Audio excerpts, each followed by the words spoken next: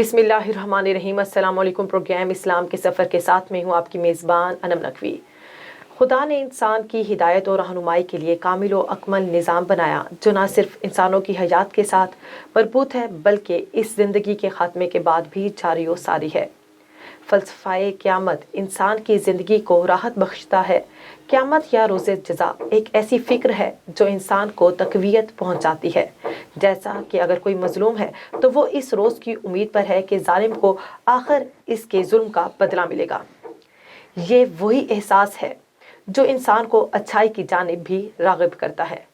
یعنی اگر روز جزا و سزا نہ ہو تو انسان کی زندگی بے مقصد اور بے رنگ ہو جائے گی۔ بس خالق کائنات نے انسان کی عقل سلیم کو اس طرز پر خلق کیا کہ انسان کو ایک ایسے دن کا انتظار ہے جب حقدار کو اس کا حق مل جائے گا۔ اسی پر بات کرنے کے لیے ہمارے ساتھ موجود ہیں علامہ فرحت حسین۔ السلام علیکم علامہ صاحب، کیسے ہیں؟ وعلیکم السلام ورحمۃ اللہ۔ الحمدللہ۔ علامہ صاحب بتائیے گا قیامت پر ایمان کیوں ضروری ہے؟ بسم اللہ الرحمن الرحیم۔ وما لی الا عبد الذین فطرنی والیہ ترجعون۔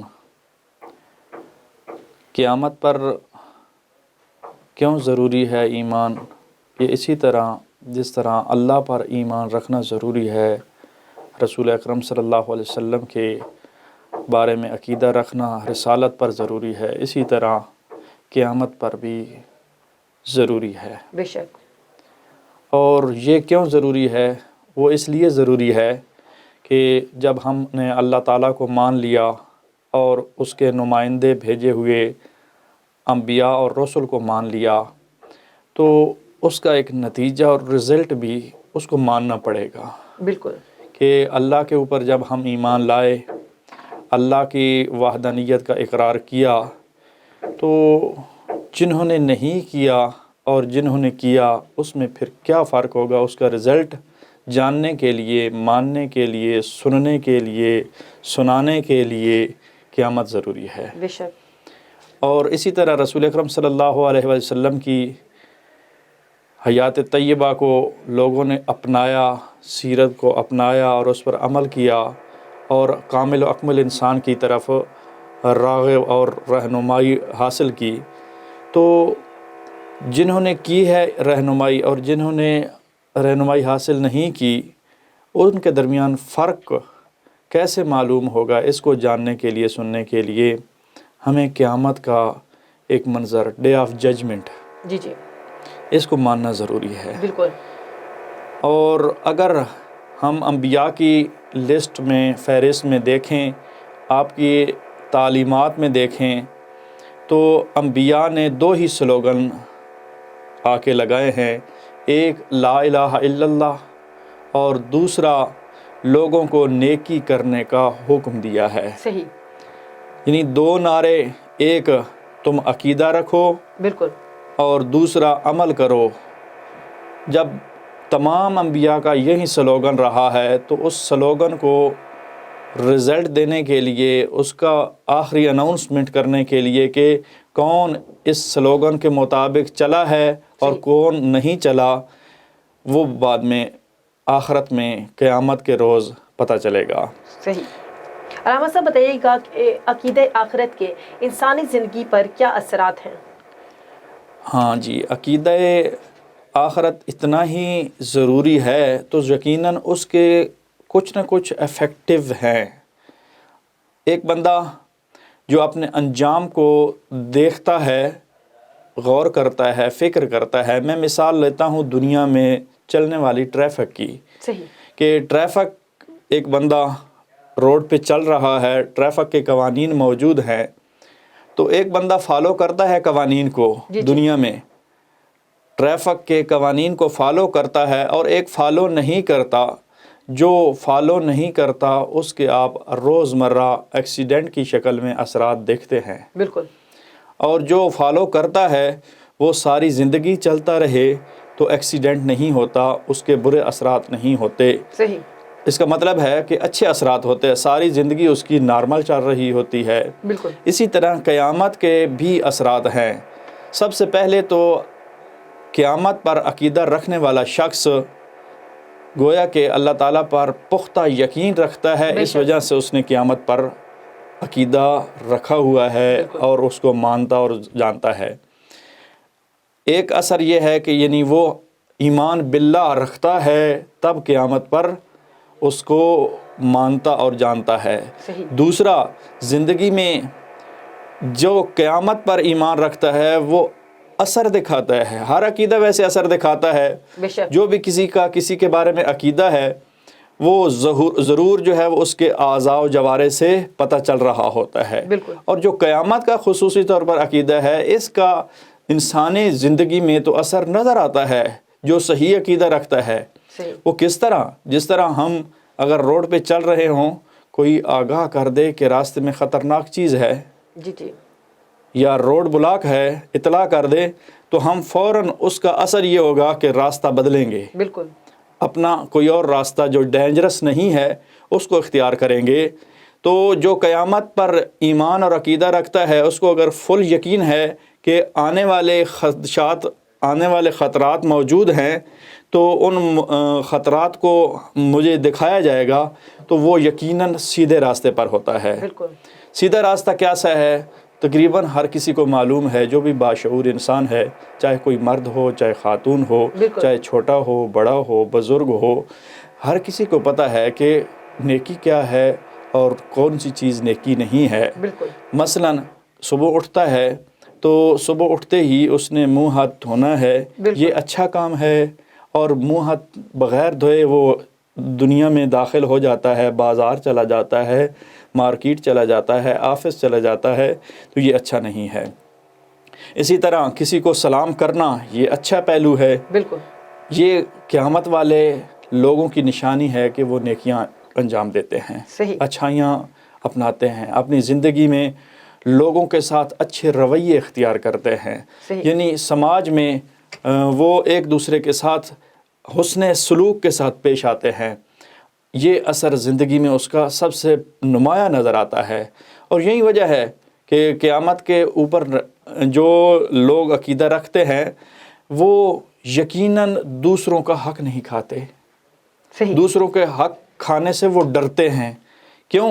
کیونکہ ان کا عقیدہ ہے کہ آخرت میں ہم پکڑے جائیں گے، جب پکڑے جائیں گے تو اس سے بچنے کے لیے وہ کسی کا حق نہیں کھاتے۔ اگر کوئی زمیندار ہے تو زمین میں اپنی حد سے تجاوز نہیں کرتا، صحیح، پانی لگانے میں کسی سے تجاوز نہیں کرتا۔ اسی طرح کوئی دفتر میں ہے تو ٹائم اگر 8 گھنٹے اس کی ڈیوٹی ہے تو 8 گھنٹے پوری کرتا ہے، 7 گھنٹے کر کے چھوڑ کے چلا نہیں جاتا یا لیٹ نہیں آتا۔ اسی طرح اس کی اگر کوئی ذمہ داری دی گئی ہے اپنے باس کی طرف سے تو وہ پوری کرتا ہے۔ کیوں؟ کیونکہ اسے یقین ہے کہ فَمَن يَعْمَلْ مِثْقَالَ ذَرَّةٍ خَيْرًا يَرَهُ وَمَن يَعْمَلْ مِثْقَالَ ذَرَّةٍ شَرًّا يَرَهُ، کہ اگر میں خیر نیکی چھوٹی سے چھوٹی بھی کروں گا، ذرے کے برابر بھی کروں گا، تو اس کا مجھے اجر ملے گا، اس کے مجھے انعام ملے گا۔ اور اگر خدا نخواستہ میں اپنی زندگی میں کسی کا حق کھا بیٹھا، چھوٹے سے چھوٹا حق، بالکل، ذرے کے برابر بھی ہو حق، حتیٰ کہ روایات میں ہے کہ مسواک کرنے کے لیے ٹہنی کسی کی توڑنا، اس کی بھی پوچھ اور گوچھ ہوگی۔ حضرت علی علیہ السلام کا خوبصورت جملہ ہے، مولا ارشاد فرماتے ہیں کہ یہ مال عجیب ہے جس کے حرام میں عقاب ہے اور حلال میں حساب ہے۔ صحیح، تو یہ حلال ہو تب بھی حساب دینا ہوگا، اور اگر حرام کما کے کھایا ہے تو اس کی تو سزا یقیناً چکھنی ہی پڑے گی۔ صحیح، ہاں، اس کے اثرات جو ہے وہ اس کو نظر آتے ہیں اپنے آپ ہی دنیا میں۔ صحیح، بعض اوقات ایسی چیزیں ہوتی ہیں جن کے اثرات جو ہے وہ ڈائریکٹ ہوتے ہیں، بالکل، ایسا نہیں ہے کہ ان کو دیر کرنی پڑے۔ بالکل، مثلاً جو حرام مال کھاتا ہے وہ اپنی زندگی میں عزت اپنی کھو بیٹھتا ہے۔ بالکل ایسے ہی ہے، جتنا مرضی ہے وہ بنگلہ، گاڑی، مکان سفید پوش ہو جائے، لیکن معاشرے میں یہی کہتے ہیں کہ یہ تو حرام کا مال، بے شک، بے شک، یعنی اس کے سفید کپڑے ہیں، لوگ کہتے ہیں حرام مال، اس کی کوٹھی ہے، لوگ کہتے ہیں حرام مال، تو اس کی عزت نہیں ہے۔ بالکل، یعنی سب سے پہلا اثر زندگی میں وہ یہ دیکھتا ہے کہ حرام مال کمانے اور کھانے سے معزز انسان نہیں رہتا، اس کی عزت نہیں رہتی، وہ اپنے آپ کو جو مرضی ہے سمجھتا رہے، لیکن معاشرہ اس کو آئینہ دکھا دیتا ہے، ہر جگہ اس کو سامنا کرنا پڑتا ہے، کبھی کبھی اپنے دکھا دیتے ہیں تو کبھی پرائے۔ اور اگر ایسا نہ ہو، خدا نہ خواستہ اس نے حرام مال کھایا اور وہ ہضم ہو گیا تو وہ اس کی آزمائش بڑی بری ہوگی. صحیح. اور اس کو اللہ تعالیٰ نے جو ڈھیل دی ہے اس ڈھیل کے جو اس کو بھگتنا پڑے گا سزا وہ بڑی خوفناک ہوگی. اور اس منظر کشی کو بھی قرآن مجید نے مختلف انداز میں مختلف سپاروں اور مختلف آیات میں پیش کیا ہے. عذاب شدید کے نام سے، عذاب علیم کے نام سے، یعنی مختلف عذابوں کو بیان کیا گیا ہے. صحیح. مطلب جو انسان عقیدہ آخرت کے ہماری زندگی پر یہ اثرات ہیں کہ جو بھی اس کو سمجھتا ہے، عقیدہ رکھتا ہے، وہ معاشرے میں اچھے کام کرنے کی کوشش کرتا ہے اور برائیوں سے بچنے کی کوشش کرتا ہے. علامہ صاحب اس حوالے سے بتائیے گا کہ قیامت ہے کیا؟ قیامت بیسیکلی حساب اور کتاب کا نام ہے. صحیح. قیامت انگلش والے کہتے ہیں day of judgment. Day of judgment کا معنی ہوتا ہے کہ کسی کا ایولیوشن کرنا، جائزہ لینا. بالکل. یعنی جو اللہ نے زندگی عطا کی ہے اس کا عوض جس جگہ ملے گا اس کو قیامت کہتے ہیں. اور اس قیامت میں سوال امام جعفر صادق علیہ السلام سے کیا گیا کہ اگر ایک کسی کی 60 سالہ زندگی ہے، 100 سالہ زندگی ہے، 80 سالہ ہے، اس نے نیکیاں انجام دی ہیں، اس کے بدلے میں اس کو ہمیشہ ہمیشہ کی جنت ملے گی. صحیح. یہ کیسے؟ یعنی کئی 100 سال اسے انعام دیا جاتا رہے گا، حالانکہ اس نے 100 سال نیکی کی ہے، 80 سال نیکی کی ہے. اور اسی طرح اس کے اپوزٹ اگر کسی نے خدا نخواستہ برائی کی ہے، نافرمانی کی ہے، تو اس نافرمانی کے 60 سالہ دور کے بدلے میں اس کو سزا ہمیشہ ہمیشہ ملتی رہے گی، جہنم میں ہمیشہ ہمیشہ اس کو داخل کیا جائے گا. تو امام صادق علیہ السلام سے جب یہ سوال کیا گیا، امام علیہ السلام نے فرمایا کہ جی ہاں، اللہ تعالیٰ نے یہ دنیا آزمائش کے لیے بھیجا ہے. اور جو ٹیسٹ ہوتا ہے 1 گھنٹے کا ہوتا ہے، لیکن اس کے رزلٹ کے، اس کے نمبروں کے جو اثرات ہیں وہ ساری زندگی پر مرتب ہوتے ہیں.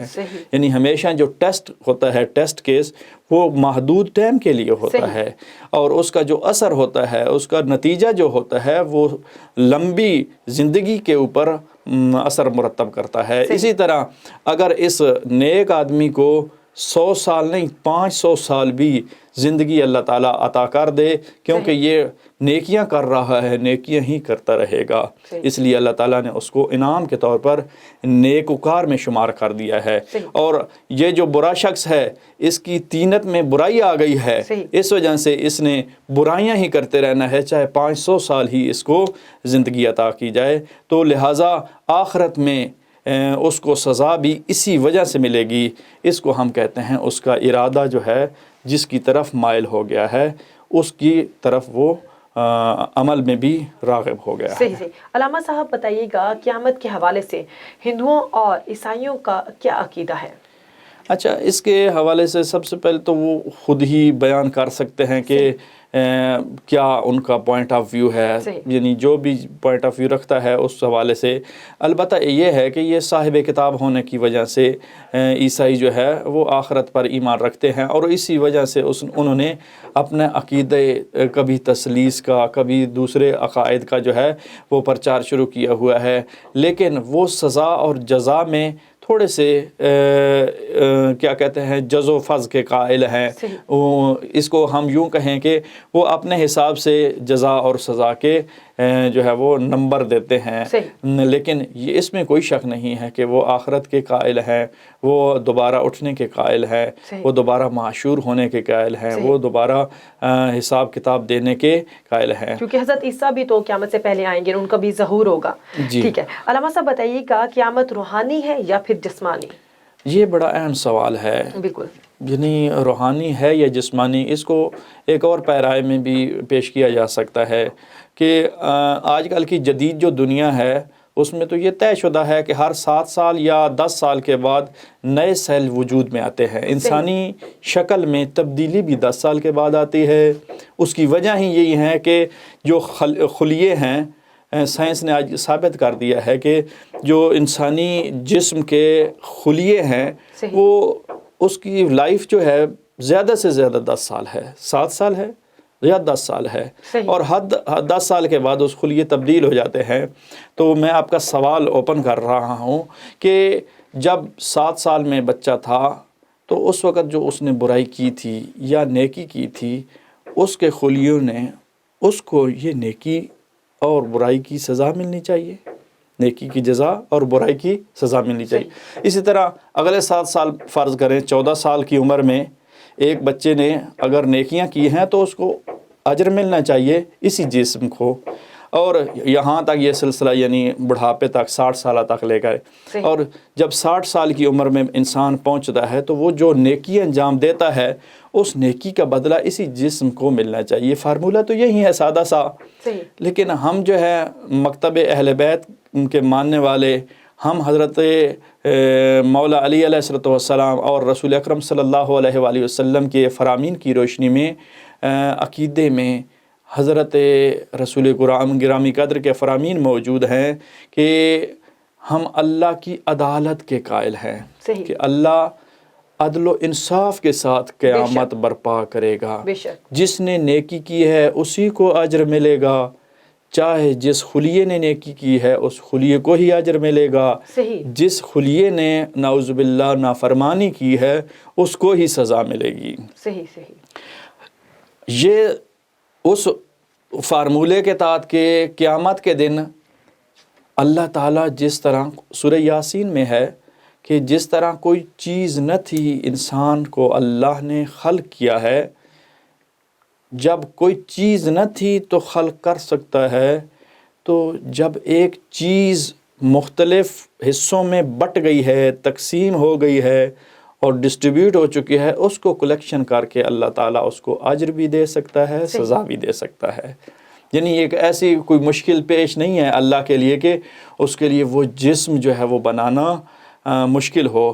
ہاں اس میں یہ ہے کہ وہ ظاہر ہے ایک جسم کو ایک ہی دفعہ سزا ملے گی یا ایک ہی دفعہ انعام ملے گا، تو وہ کیسے ملے گا؟ یہ اللہ تعالیٰ کے پیرامیٹر ہیں جن کو وہ بیک وقت ہمیں پانی عطا کر سکتا ہے، ہوا عطا کر سکتا ہے، بجلی عطا کر سکتا ہے۔ آج کل کے جدید دور میں انٹرنیٹ پوری دنیا سے ایک کنٹرولر کے ذریعے عطا ہو سکتا ہے سارے انسانوں کو، تو اللہ تعالیٰ کے خزانوں میں تو کمی نہیں ہے۔ وہ اپنے ایک فارمولے اور طریقہ کار سے مختلف لوگوں کو جزا بھی دے سکتا ہے، سزا بھی دے سکتا ہے، اور پورے جسم کو بھی، پورے خلیوں کو بھی، پورے حصے کو بھی دے سکتا ہے۔ لہٰذا قیامت کے روز جزا اور سزا جو ہے وہ پورے انسان کو جسم کے ذریعے ملے گی۔ صحیح۔ علامہ صاحب بتائیے گا قیامت تک مردے کہاں رہیں گے؟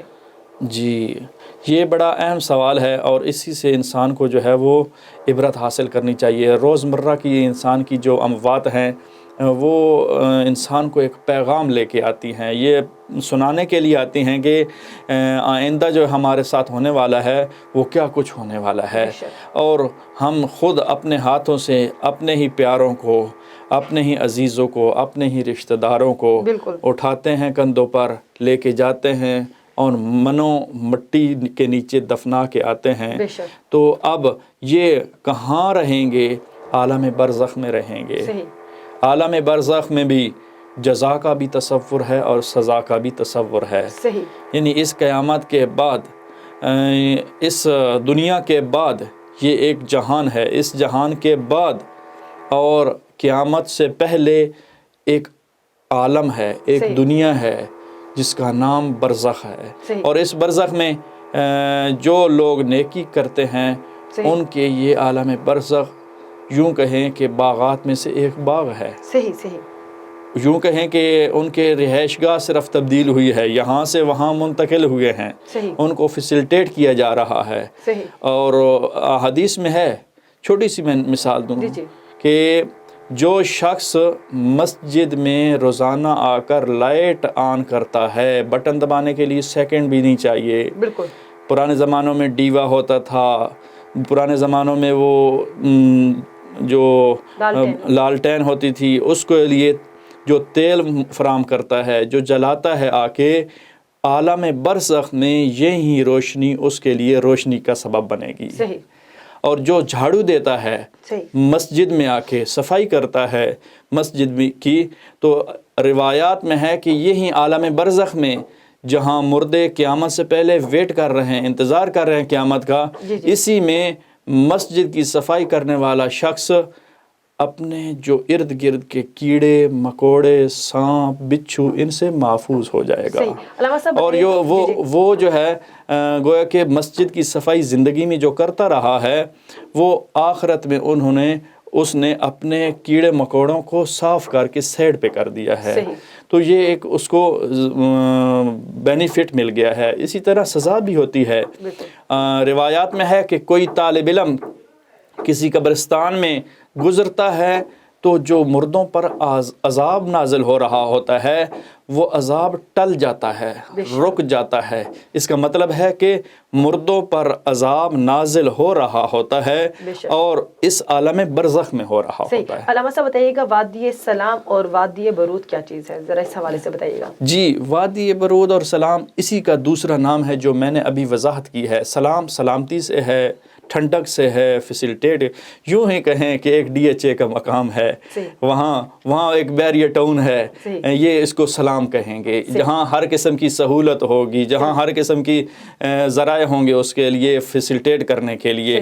اور برود جو ہے جہاں سختیاں ہوں گی، جہاں مشکلات ہوں گی، جہاں اپنے کیے کی سزا انسان جو ہے وہ پا رہا ہوگا، تو یہ یوں ہی کہیں گے. یعنی سادہ سا اس کی اگر ڈیفینیشن کریں ہم تو جیسے کہ مطلب جو اچھی روحیں ہوں گی، جنہوں نے نیک کام کیے ہوں گے وہ وادی سلام میں جائیں گے، اور جنہوں نے برے کام یا بدی انجام دی ہوگی اس دنیا میں وہ جو ہے وادی برود میں جائیں گے. ٹھیک ہے. علامہ صاحب بتائیے گا جو شخص جو کسی حادثے کا شکار ہو جائیں، جیسے کہ جہاز کریش ہو جاتا ہے یا بم دھماکہ ہو جاتا ہے جس میں ان کی تدفین نہیں ہوتی، جیسے کہ کوئی ڈوب کے مر جاتا ہے اور اس کی لاش نہیں ملتی، تو جو ان کا جو ہے سزا عذاب کا کیا کانسیپٹ ہے؟ مطلب ان کی تدفین تو نہیں ہوگی نا، تو پھر کیا کانسیپٹ ہے؟ جی انسانی اعضاء جو ہے وہ دنیا میں ہی بکھر جائیں تو ان کے بارے میں جو ہے وہ کیا عقیدہ ہے یا کیا ہونا چاہیے. پہلے بھی میں بیان کر چکا ہوں کہ انسان کو ایسی چیزوں سے عبرت حاصل کرنی چاہیے. آپ اگر اولڈ ہوم کا وزٹ کریں نا تو وہاں اپنے دور کے کوئی افسر ملیں گے، کوئی انجینئر ملے گا، کوئی فلاں ملے گا. تو یہ اس دنیا میں ہی سبق سیکھنے کی جگہ ہے. جس طرح روایات میں آتا ہے نا کہ قبرستان جاؤ، جا کے عبرتیں حاصل کرو، مردوں کو دیکھ کر آپ جو ہے وہ عبرت حاصل کریں. بلکہ حضرت علی علیہ السلام کا ایک خطبہ ہے، اور خطبے میں حضرت جنگ صفین سے واپس آ رہے تھے، قبرستان سے گزرے تو قبرستان والوں کو مخاطب ہو کے ایک خطبہ دیا جو اہل قبور کے ساتھ جو ہے وہ خطاب کیا، اور کہا کہ یا اہل القبور، اے قبروں میں رہنے والوں، اے اندھیرے گھروں میں رہنے والوں.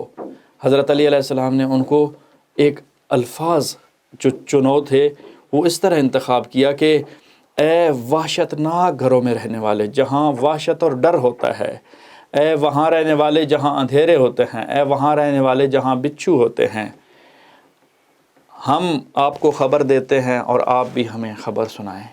ہم کیا خبر دیتے ہیں؟ آپ کے جانے کے بعد، آپ کے دنیا سے چلے جانے کے بعد، آپ کے بعد مال آپ کا تقسیم ہو گیا ہے، جائیداد تقسیم کر دی گئی ہے، جس کو آپ کے بیٹوں، آپ کی بیٹیوں، آپ کی اولاد میں اور آپ کی بیویوں نے نکاح کر لیے ہیں، اور اوروں کے ساتھ کسی دوسرے کے ساتھ نکاح کر لیا آپ کے جانے کے بعد.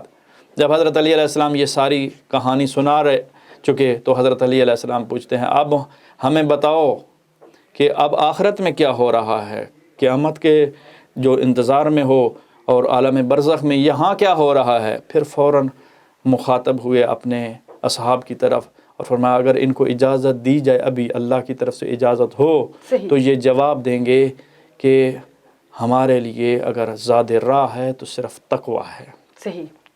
تو اس تقوی کو اختیار کرو تاکہ آپ دنیا و آخرت میں کامیاب. جہاں تک آپ کے سوال کا تعلق ہے کہ یہ جسم جو ہے وہ کس جسم کے ساتھ ان کو جزا ملے گی اور سزا ملے گی جبکہ دنیا میں ہی بکھر چکے ہیں، تو روایات میں ہم استنباط کرتے ہیں کہ جو بھی جسم کسی دوسرے جسم کا حصہ بن جاتا ہے اس کو ہم شبہ عاقل و معقول کے نام سے یاد کرتے ہیں. یہ اسی طرح ہے جب کوئی شخص قبر میں جا کے کیڑے مکوڑوں کا جسم کا حصہ بن جاتا ہے، تو یہی سوال ہو بہو آتا ہے کہ پھر اب جزا کس کو ہوگی، سزا کس کو ہوگی؟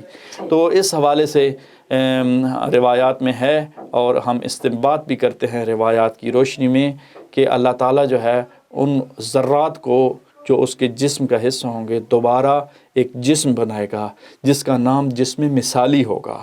صحیح۔ روحوں کو سزا اور جزا نہیں ہوگی بلکہ جسموں کو ہوگی، اور جسموں کو بھی ایسے جو مثالی جسم ہوں گے، اور وہ مثالی جسم کیسے بنیں گے؟ وہ اسی طرح مختلف جو زندگیوں کا حصہ بن چکے تھے وہ دوبارہ اللہ تعالیٰ ان کو حکم دے گا، اور یہ تو حضرت ابراہیم علیہ السلام کا مشہور واقعہ ہے۔ صحیح۔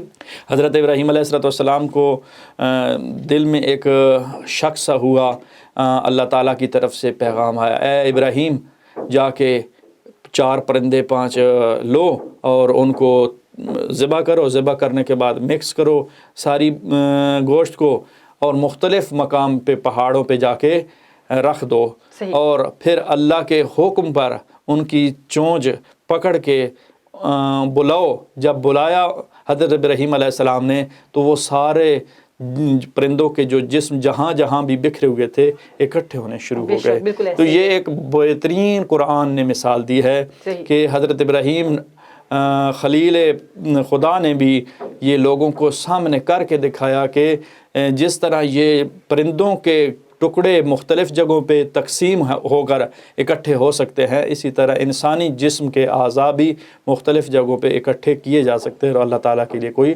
مشکل نہیں ہے۔ بے شک بے شک۔ علامہ صاحب بتائیے گا کہ قیامت کے دن نیک و بد لوگوں کا کیا انجام ہے؟ نیک اور بد لوگوں کو، نیک لوگوں کو تو جنت ملے گی، صحیح، اور اس میں کوئی شک نہیں ہے، جنت کو بنایا ہی مومن کے لیے گیا ہے۔ سبحان اللہ۔